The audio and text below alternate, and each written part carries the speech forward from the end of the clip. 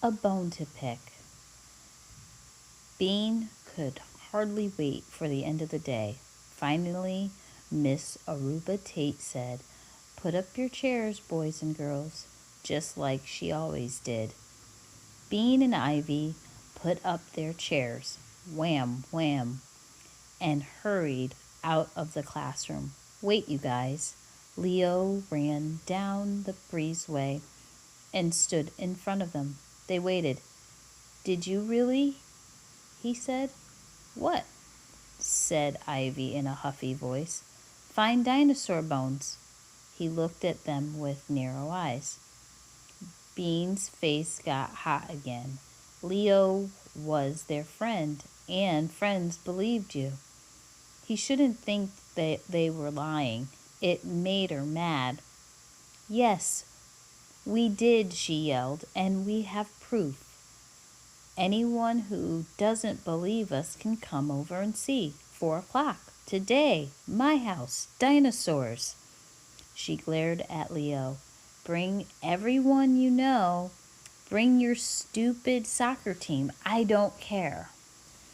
"Geez," said Leo, "lighten up." "Excuse me," said Ivy, still in a huffy voice. "We have work to do."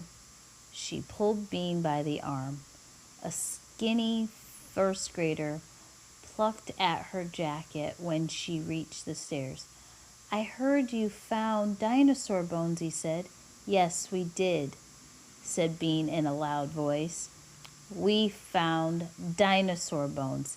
He looked at her nervously. "Can I see them?" "Oh." Bean had been ready for a fight.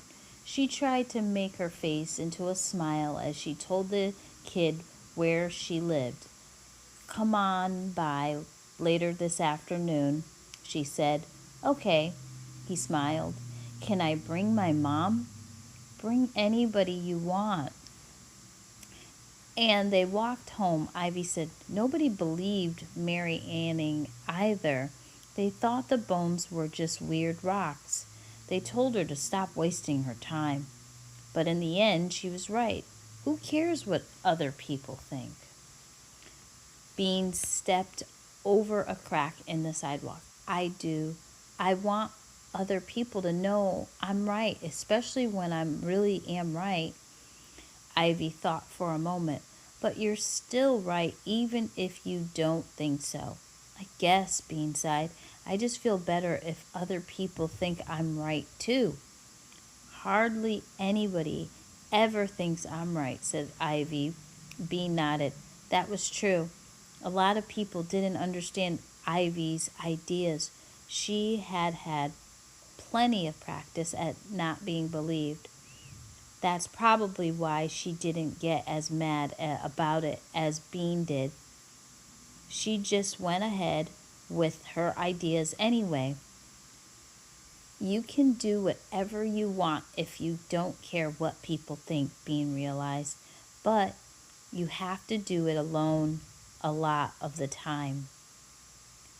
They climbed the stairs to Bean's front porch. "We need a good snack," said Bean.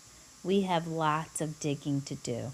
"A great big snack," agreed Ivy. "What do you have?" "Trail mix," said Bean. "The kind with chocolate chips." "Cool. We can eat it while we dig." "We should be kind of quiet," Bean added. "I think my dad is still a little grumpy from yesterday." But he wasn't. He was standing in the front hall with a big smile on his face. "Hi, girls," he called out. "How was school? Learn anything good?" "What's 2 plus 2?" "8?" Bean giggled. Sometimes her dad was a goofball. "4," she said. "Wrong again," he slapped his head. "You want a snack? I made banana bread." "You did? How come?" Bean said. "Because I make great banana bread, duh," he said, bustling through the kitchen. He was awfully cheerful. Bean put her hands on her hips. "What's going on around here, Dad? Why are you so happy?" Dad stopped bustling toward the kitchen. "I'm glad to see you," he said. Bean looked at him. I am? Then he said, I was quiet around here today. It was quiet around here today. Mom says it's peaceful when we're gone, said Bean. I don't like peaceful. I was lonely, her dad admitted. Bean laughed. Hey, you're just like me. Her dad had been so lonely that he had made 3 loaves of banana bread.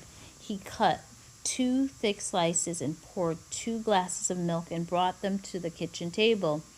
Then he sat down to watch Bean and Ivy eat. What are you guys up to this afternoon? He asked. The girls exchanged glances.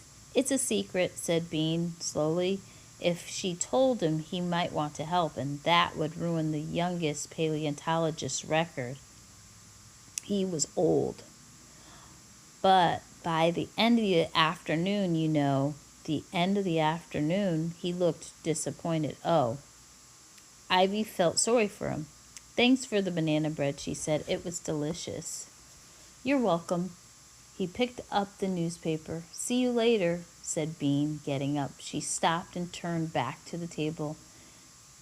There might be some kids coming over later, she said, just in the yard. He was reading. Kids, great, he said.